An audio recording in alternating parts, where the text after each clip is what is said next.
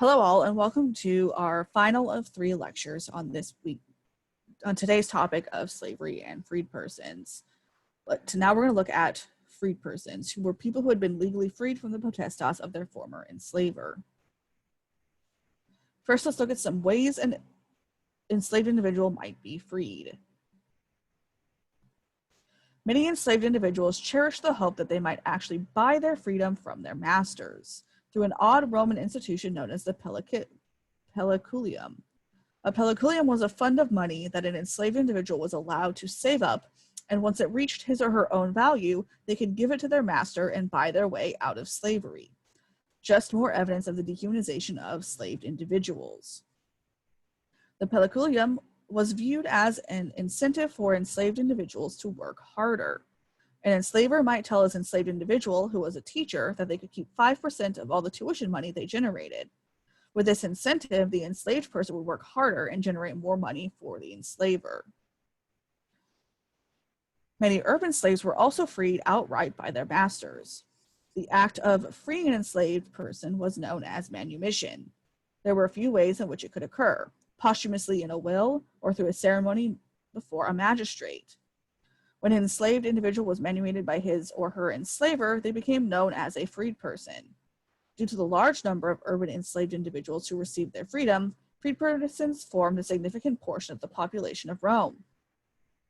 Posthumous manumission occurred in a person's will. So many Romans were freeing slaves in their wills that Augustus actually passed a law prohibiting anyone from freeing more than 100 enslaved individuals in a will. Harvey number 131 looks more closely at this. It states, a master who has between 3 and 10 slaves may manumit half the total number of slaves. A master who has between 11 and 30 slaves may manumit a third. A master who has between 31 and 100 slaves may manumit a fourth. Finally, a master who has between 100 and 500 slaves may only manumit a fifth. There was a different process if the enslaver was still alive. If a man wanted to free an enslaved individual while he was still alive, the enslaver and the enslaved had to appear before the praetor, and the enslaver had to declare his intention to set the enslaved person free. At this point, the praetor touched the enslaved person with a rod, hence the name, the ceremony of the rod, and this action was what legally freed the individual. All freed individuals received Roman citizenship at the time of manumission. But just because the individual became free, that does not mean that they were independent. They were forever tied to their former enslaver by name, since the freedman or freedwoman took the first and second names of their former master and remained a technical member of the familia. They were expected to be obedient and often continued to work in their former enslaver's shops, businesses, and farms. Because they had once been in the possession of another person and therefore had the stigma of former enslaved status, freed persons were excluded from full participation in civic life. All free citizens were divided into 2 groups. The ingenuous group consisted of people who were born free and therefore had higher status. The other group, the libertinus, had formerly been enslaved but had gained their freedom. To mark this status, libertinus received a Phrygian cap, which was a floppy hat. This cap was meant to separate these individuals from the ingenui. Unlike these people, freed persons could not enter the ranks of the senatorial, equestrian, or municipal aristocratic orders and could not run for public office, but their children could. In addition, a freed woman could not marry a senator, an important distinction because one common reason for freeing an enslaved woman was to marry her. Even though a freed person was technically a citizen, there were a number of restrictions and obligations that made them inferior to free-born citizens. A freed person could never bring any legal charges against his former enslaver. The main obligation placed upon them was that a freed person became the client of his former enslaver. All clients were expected to honor, respect, and help their patrons, but the expectations were greatest if your patron had been your former master.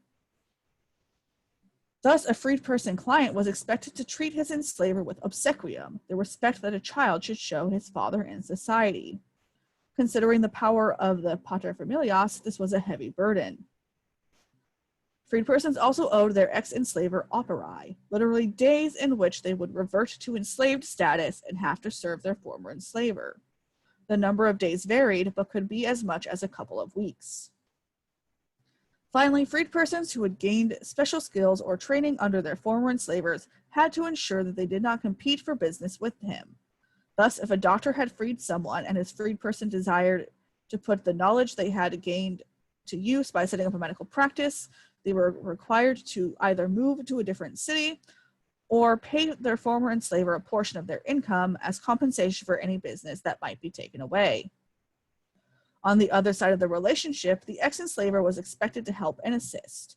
In addition, he was not allowed to revoke his manumission unless the freed person acted ungrateful toward his former enslaver. If a former enslaver could prove that a freed person had not treated him with the respect or gratitude society deemed appropriate, the praetor could and would take away his freedom and make them a slave once again. Based on all of these rules and regulations, it is fair to say that not all freed persons had a good relationship with their former enslaver. This text at Harvey number 133 depicts an epitaph of a wealthy person who allowed all but one of his freed persons to be buried with him. It states, Marcus Aemilius Artema made this for Marcus Licinius Successus, his well-deserving brother, and for Caecilia Modesta, his wife, as well as for himself and all of his freedmen and freedwomen and their descendants, with the exception of the freedman Hermes, whom, because of his crimes, I prohibit from entering, walking near, or having any access at all to this tomb monument. Freedmen were sometimes in a decent economic position after their manumission. However, this gave them an awkward status in Roman society. People who were ingenuous looked down upon free persons and despised them as social inferiors. Since most enslaved people were captives of war and thus foreigners by birth, people who had been born citizens, and particularly those who were Italian, were extremely resentful that so many foreigners were being granted citizenship. This resentment could turn into hatred because freedmen sometimes became very wealthy. Skilled individuals were able to amass immense wealth. Many professionals in Rome were freedmen, as were most merchants and small business owners.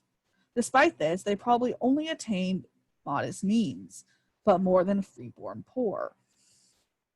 There were nevertheless a few rare cases of freedmen who became fantastically wealthy, and these few tended to capture the public's imagination, creating the misconception that these foreign-born, formerly enslaved individuals were getting rich at the expense of real citizens.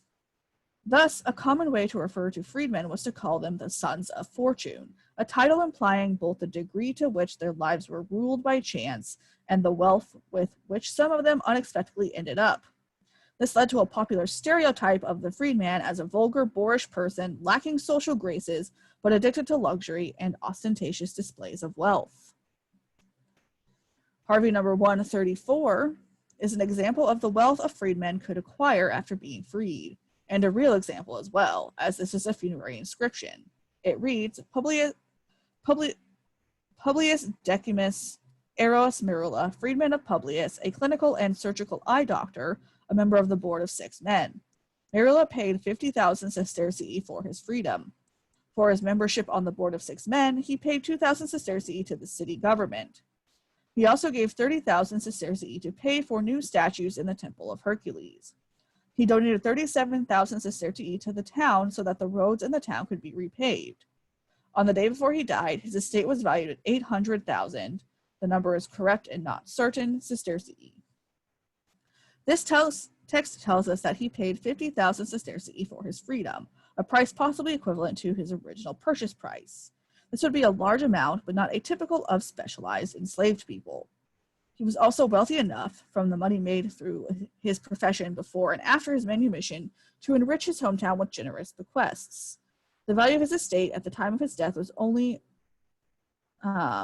just less than the property equivalent for entrance into the senatorial order. Because he had been a slave, however, the man could never hold public office or serve the city government in any official capacity. One example of a wealthy freedman is the fictional character Trimalchio. This Trimalchio was a fabulously wealthy, overbearing, arrogant, and silly freedman from a Latin novel. In this description of a dinner party given by Trimalchio, the author has the host tell of his background. The first part speaks of his enslavement, in which he claims he was able to become more of a master over the house than his actual enslaver.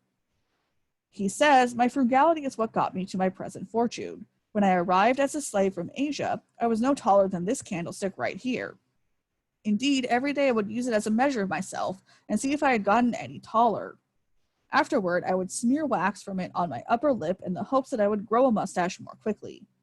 For 14 years, I was the plaything of my master.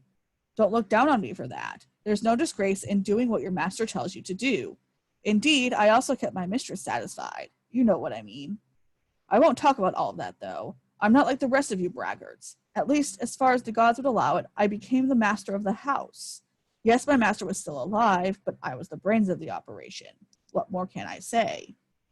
The fact he was able to become dominant over his former enslaver suggests his overbearing personality and possibly his inferior nature, which most enslaved individuals were expected to have. He continues to speak about his fortunes now that he has been freed. "When he did finally die, my master made me his heir, along with the emperor. I received from his will an inheritance equal to what it takes to become a senator. Still, no one is ever completely satisfied. I decided I wanted to get into the mercantile business. So as to not bore you, I will get straight to the point.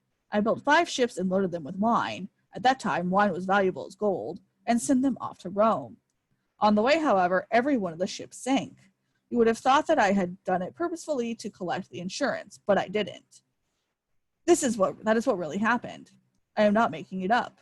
In a single day, Neptune drank 30 million sesterces worth of wine. Do you think I gave up after this setback? By heavens, no. This only made me hungry to try again as if I had never tried in the first place. I built more ships, this time larger and better, and luckier, so that no one could say that I was not a brave man, and, as you know, a large, expensive ship requires a great deal of bravery. I loaded these ships with wine, bacon, beans, perfumes, and slaves. At that time in my life, my wife Fortunata did an extremely loyal thing.